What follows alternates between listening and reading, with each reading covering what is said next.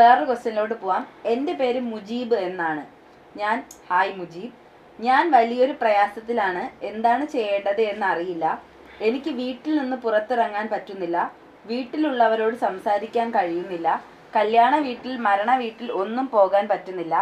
വീട്ടിൽ ഒരാൾ വന്നാൽ പോലും അവരുടെ അടുത്ത് പോലും പോകാൻ കഴിയുന്നില്ല. ജോലിക്ക് പോകാൻ കഴിയുന്നില്ല. എപ്പോഴും വീടിനുള്ളിൽ കിടത്തമാണ്. എന്തെങ്കിലും പരിഹാരം പറഞ്ഞു തരുമോ? മെയിൻ പ്രശ്നം ആരോടും സംസാരിക്കാൻ പറ്റാത്തതാണ്.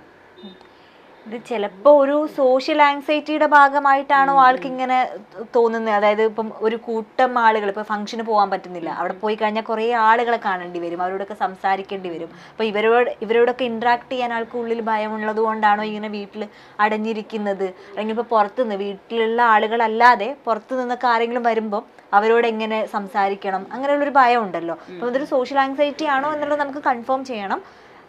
ഇപ്പോൾ സോഷ്യൽ ആങ്സൈറ്റിക്ക് ആണെങ്കിലും നമുക്ക് ഒരുപാട് ടെക്നിക്ക് ഉണ്ട്. ഐ മീൻ ഒരുപാട് സൈക്കോതെറാപ്യൂട്ടിക് ആയിട്ട് നമുക്ക് ആളുടെ എററുകൾ, ആളുടെ പേടി, ഇതൊക്കെ നമുക്ക് കറക്റ്റ് ചെയ്യാൻ പറ്റും.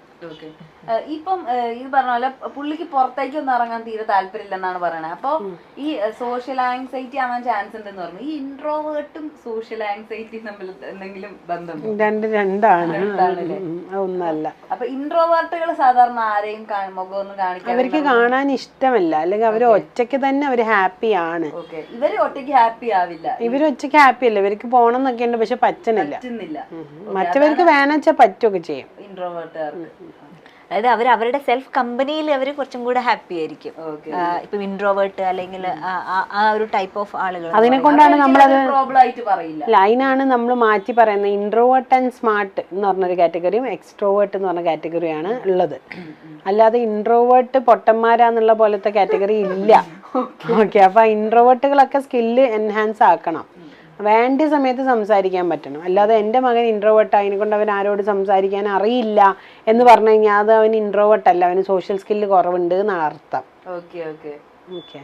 മനസ്സിലായി. അപ്പൊ നമുക്ക് എന്തായാലും വേറെയും ക്വസ്റ്റ്യൻസ് ഉണ്ട്, അതിലേക്ക് പോകാം. എൻ്റെ പോൺ വീഡിയോസ് കാണും, ദെൻ സ്വയംഭോഗം ചെയ്യും. ഇപ്പോൾ സെക്സ് ടൈമിലും വീഡിയോ കാണുന്നു, എന്നെയും കാണിക്കും. വേറെ ലേഡീസിനെ കാണുമ്പോൾ സെക്സ് അട്രാക്ഷൻ വരും എന്നൊക്കെ പറയുന്നു. I am really disturb. ഇത് ഓക്കെ ആണോ? ഒരുപാട് പേര് പറയൂലെങ്കിലും ഒരുപാട് പേര് ചെയ്യുന്ന കാര്യമാണ് ഇത്. കുറേ ആൾക്കാർക്കൊന്നും അത് അറിയില്ല, ഒരുപാട് ആൾക്കാർ ചെയ്യുന്ന ഒരു കാര്യമാണ്. ഇപ്പം ഞാൻ തന്നെ ഇങ്ങനെ പറഞ്ഞാൽ എത്ര പേര് യോജിക്കുന്നൊന്നും എനിക്കറിയില്ല. പക്ഷെ നമ്മൾ കാണുന്ന കേസുകളിലും ഒരുപാട് ആൾക്കാരുമായിട്ട് ചർച്ചയൊക്കെ ചെയ്യുന്നതൊക്കെ വെച്ചിട്ട് ഒരുപാട് പേര് ചെയ്യുന്ന ഒരു കാര്യമാണ്. പക്ഷെ ഇതിലെന്താണ് ഒരു നെഗറ്റീവ് വരികയെന്ന് വെച്ചാൽ, നമ്മൾ ഈ സാധനം ചെയ്ത് കുറേ കാലം കഴിഞ്ഞ് കഴിഞ്ഞാൽ പിന്നെ ഇതില്ലാണ്ട് നമുക്ക് പറ്റില്ല. അതൊരു അഡിക്ഷൻ പോലെയായി വരും. ഈ ഒരു പോൺ വീഡിയോ കാണാതെ സെക്സ് ചെയ്യാൻ പറ്റാത്ത പോലെ, അല്ലെങ്കിൽ ഒരു ത്രില്ലില്ലാത്ത പോലെ, ഒരു നാടൻ രീതിയിൽ സെക്സ് ചെയ്യുമ്പം ഇതൊന്നും വീഡിയോസ് ഒന്നും ഇല്ലാണ്ട് സെക്സ് ചെയ്യുമ്പോൾ ഒരു രസമില്ലാത്ത പോലെ. ഇപ്പോൾ ചില ആൾക്കാർ പറയും എന്തെങ്കിലും ലഹരി എടുത്താലോ അല്ലെങ്കിൽ കള്ളു കുടിച്ച് കഴിഞ്ഞാലോ മാത്രമേ സെക്സ് ചെയ്യാനൊരു രസമുള്ളൂ, അപ്പോൾ കള്ളൊന്നും ഇല്ലാണ്ട് പിന്നെ സെക്സ് ചെയ്യാൻ തീരെ പറ്റാണ്ടാവും. അപ്പോൾ അങ്ങനത്തെ ഒക്കെ കണ്ടീഷനിലേക്ക് നമ്മൾ പോവാണ്ടിരിക്കാനായിട്ട് ശ്രമിക്കുക. ഓക്കെ, അപ്പൊ എന്താ ഇവര് ചോദിച്ചിരിക്കുന്നത് ഇത് ഓക്കെ ആണോ എന്നാണ്.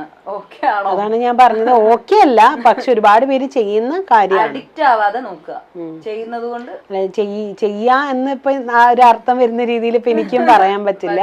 ഒരുപാട് ആൾക്കാർ ചെയ്യുന്ന സാധനമാണ്, പക്ഷെ അത് ചെയ്യാൻ പാടില്ലാത്തൊരു കാര്യമാണ്. ഇതിപ്പോ ഇവര് പറയുന്നത് ഇവർക്കത് ഓക്കെ ആവുന്നില്ല, ഈ ലേഡിക്ക് അത് അത്ര ഓക്കെ ആവുന്നില്ല, അവര് ഡിസ്റ്റർബ്ഡ് ആവുന്നുണ്ടെന്നാണ്. പക്ഷെ ഹസ്ബൻഡിന് അത് കുഴപ്പമില്ലല്ലോ. അപ്പൊ ഏതെങ്കിലും ഒരു പാർട്ട്ണർ അത് പറഞ്ഞ് ഏതെങ്കിലും ഒരു നല്ലൊരു രീതിയിലേക്ക് എത്തിയിട്ടില്ലെങ്കിൽ നാളെ മറ്റന്ന് ഇതിനെ ചൊല്ലി പ്രശ്നങ്ങൾ ഉണ്ടാവാം. അപ്പം ഒരു മ്യൂച്വൽ കൺസെന്റ് അല്ലേ വേണ്ടത്. അപ്പം അത് ഹസ്ബൻഡിനോട് ഓപ്പൺ ആയിട്ട് തുറന്ന് പറയാം, എനിക്കിത് പറ്റൂല എന്ന് നോ പറയാൻ നമുക്ക് എപ്പോ അവകാശം ഉണ്ടല്ലോ. അപ്പൊ എന്തായാലും വേറൊരു ക്വസ്റ്റ്യൻ വന്നിട്ടുണ്ട്. അതായത് ഈ ഒരു സോഷ്യൽ മീഡിയ യുഗത്തിൽ വളരെ റിലവൻ്റ് ആയിട്ടുള്ള ഒരു ക്വസ്റ്റ്യൻ ആയിട്ട് എനിക്ക് തോന്നി. എനിക്ക് സ്ക്രീൻ അഡിക്ഷൻ ഉണ്ടെന്ന് തോന്നുന്നു. ഫേസ്ബുക്ക്, യൂട്യൂബ് ഇല്ലെങ്കിൽ ജീവിക്കാൻ ആകാത്ത അവസ്ഥ പോലെ ആയി. ഇടയ്ക്ക് മനസ്സിൽ തീരുമാനിക്കും ക്രിയേറ്റീവായിട്ട് എന്തെങ്കിലും ചെയ്യണമെന്ന്, ഒന്നും നടക്കുന്നില്ല. ഫോൺ എടുത്താൽ അപ്പോൾ യൂട്യൂബ്, ഫേസ്ബുക്ക് നോക്കി മണിക്കൂറുകൾ വേസ്റ്റ് ആകുന്നു. ഉറക്കം തന്നെ രാത്രി 2 മണി ആകുമ്പോഴാണ്. എന്താണ് ഇതിനൊരു പരിഹാരം? ഇപ്പൊ നമ്മളെ ട്രോളൊക്കെ കാണുന്ന പോലെ മോൻ അങ്ങ് ഇൻസ്റ്റാഗ്രാമത്തിൽ വന്നിട്ടില്ല എന്ന് പറയണ പോലെ. ഇതില് പറയുന്ന ക്രിയേറ്റീവ് ആയിട്ട് ഞാൻ എന്തെങ്കിലും ചെയ്യണമെന്ന് വിചാരിച്ചിട്ടും ആദ്യം എടുക്കുന്നത് ഫോണാണ്. അതെ അതെ. നമുക്ക് അതിനപ്പുറത്തേക്ക് അങ്ങോട്ട് അതിലൊരിതുണ്ട്, ഫോണിനോട് നമുക്ക് ഭയങ്കരമായ ഒരു സാധനം. അപ്പം നമ്മളിപ്പോൾ സോഷ്യൽ മീഡിയയിലും എന്തെങ്കിലും സാധനം നമുക്ക് വേണമെങ്കിൽ നമ്മൾ ആദ്യം എടുക്കുന്നത്, ആദ്യം നമ്മൾ അച്ഛനും അമ്മേനും പോയി ചോദിക്കുകയല്ല ചെയ്യുന്നത്. ഒരു ഡോക്ടർ ബുക്ക് ചെയ്യണം, അല്ലെങ്കിൽ ഒരു സാധനം മേടിക്കണം, അല്ലെങ്കിൽ ഒരു പോലീസിനെ വിളിക്കണം, അല്ലെങ്കിൽ ഒരു ആംബുലൻസ് വിളിക്കണം, അല്ലെങ്കിൽ എന്ത് സാധനത്തിന് ഈ ഫോൺ എന്ന് പറയുന്ന സാധനത്തിൻ്റെ മുകളിൽ നമ്മൾ ഭയങ്കരമായി ഡിപ്പെൻഡ് ചെയ്തിരിക്കണം. അപ്പോൾ ഇതിൽ ചെയ്യാൻ പറ്റുന്ന ഒരു കാര്യം എന്താ വെച്ചാൽ, ഇയാൾ 2 ഫോൺ ഉപയോഗിക്കുക എന്നുള്ള സാധനത്തിലോട്ട് മാറ്റാൻ പറ്റുമോ നോക്കാം. എന്നിട്ട് ഒരു ഫോണിൽ ഇങ്ങനത്തെ ആപ്പുകളോ കാര്യങ്ങളോ ഒന്നും വെക്കാണ്ടിരിക്കുക, എല്ലാ സോഷ്യൽ മീഡിയ ആപ്പുകൾ വെക്കാണ്ടിരിക്കുക. അല്ലെങ്കിൽ വല്ല ലോക്കും കാണില്ലേ, സോഷ്യൽ മീഡിയ ആപ്പിനെ ലോക്ക് ചെയ്യുന്ന ഒരു സാധനം, അതൊക്കെ നമ്മൾ ചിലപ്പോൾ ലോക്കൊക്കെ തുറന്ന് ചെയ്യും. അപ്പോൾ അത്തരം ഫോണുകൾ വീട്ടിൽ മാത്രം വെച്ചിട്ട് ഒരു ടൈം ടേബിൾ വെച്ചിട്ട് ആ ഒരു സമയത്ത് മാത്രമേ ഞാൻ ഈ ഫോൺ എടുക്കുള്ളൂ എന്നുള്ള രീതിയിലേക്ക് നമ്മളെ തന്നെ റെസ്ട്രിക്റ്റ് ചെയ്യും. ബിഹേവിയർ തെറാപ്പിയിൽ സൈക്കോളജിസ്റ്റ് ചെയ്യുക റിവാർഡ് പണിഷ്മെൻറ്റ് ചെയ്യുക. എത്ര മണിക്കൂർ ചെയ്തെങ്കിൽ മാത്രം, ഞാൻ ഇത്ര മണിക്കൂർ പഠിച്ചെങ്കിൽ മാത്രം അരമണിക്കൂർ ഫോൺ, അങ്ങനെയൊക്കെ റിവാർഡിങ് സിസ്റ്റത്തിലേക്ക് നമ്മളെ കൊണ്ടുവരാം. അപ്പോൾ കുറേയൊക്കെ ശരിയാവും. പക്ഷെ ഈ ഒരു കാലഘട്ടത്തിലൊന്നും യൂട്യൂബും ഫേസ്ബുക്കിലാണ് ജീവിക്കാൻ പറ്റില്ല എന്ന് പറയുന്നത്. ജീവിക്കാൻ പറ്റൂല എന്ന് പറയുന്നതൊക്കെ ശരി തന്നെ, പക്ഷെ ടൈമിനനുസരിച്ച് നമ്മളൊരു ഇതാക്കണ്ടേ. എന്തും അമിതമായാലും അമൃതും വിഷമാണ്. അപ്പൊ ആ ഒരു ടൈം ടേബിൾ വെച്ച് ഞാൻ പറയുമ്പോൾ മാത്രം എനിക്ക് നോക്കാൻ പറ്റില്ല. അല്ലാണ്ട് എനിക്കൊരു ത്വര തോന്നി ക്രേവിങ് വന്നിട്ട് ഞാൻ നോക്കരുതല്ലോ. ഞാൻ വിചാരിച്ചൊരു ടൈം ടേബിളിൽ ഒരു 8 മണിയാണ് ഞാൻ വിചാരിച്ചു, ഒരു 8 മണി മുതൽ 9 മണി വരെയാണ് എൻ്റെ സോഷ്യൽ മീഡിയ നോക്കുന്ന ടൈമെങ്കിൽ ആ ടൈമിൽ മാത്രം നോക്കാനായിട്ട് നമുക്ക് പറ്റണം. ഇപ്പൊ ഇൻസ്റ്റാഗ്രാമിലൊക്കെ ആണെങ്കിൽ ക്വയറ്റ് മോഡ് എന്ന് പറഞ്ഞിട്ടുള്ള ഓരോ ഇതൊക്കെ ഉണ്ട്. പിന്നെ നമുക്ക് ആപ്പ് സ്റ്റോറിലാണെങ്കിൽ കുറെ ആപ്ലിക്കേഷൻ ഒക്കെ അവൈലബിൾ ആണ്. നമുക്ക് പ്ലാന്റ് നടുക, അത്രയും മണിക്കൂർ നമുക്ക് ഫോൺ തൊടാൻ പറ്റില്ല, നമുക്ക് കോൾ വരില്ല, അങ്ങനത്തെ ഒക്കെ ഒരു ടെക്നിക്ക് ഉണ്ട്. അതൊക്കെ ചിലപ്പം യൂസ്ഫുൾ ആവും. പിന്നെ ഇപ്പൊ ആൾക്ക് 2 മണി വരെയൊക്കെ ഉറക്കവും ഇല്ല എന്നൊക്കെ പറയുന്നുണ്ട്. അപ്പം അത്രയും ആള് ഫോൺ യൂസ് ചെയ്യുന്നുണ്ടാവും. അപ്പം അത് മാഡം തന്നെ ഒരു എപ്പിസോഡിൽ പറഞ്ഞ പോലെ ചിലർക്കാണെങ്കിൽ റീല് കണ്ടിട്ട് അങ്ങോട്ട് ടയേർഡ് ആയിട്ടേ ഉറങ്ങാൻ പറ്റുള്ളൂ എന്ന് പറയുന്ന പോലത്തെ ഒരു ഇത്.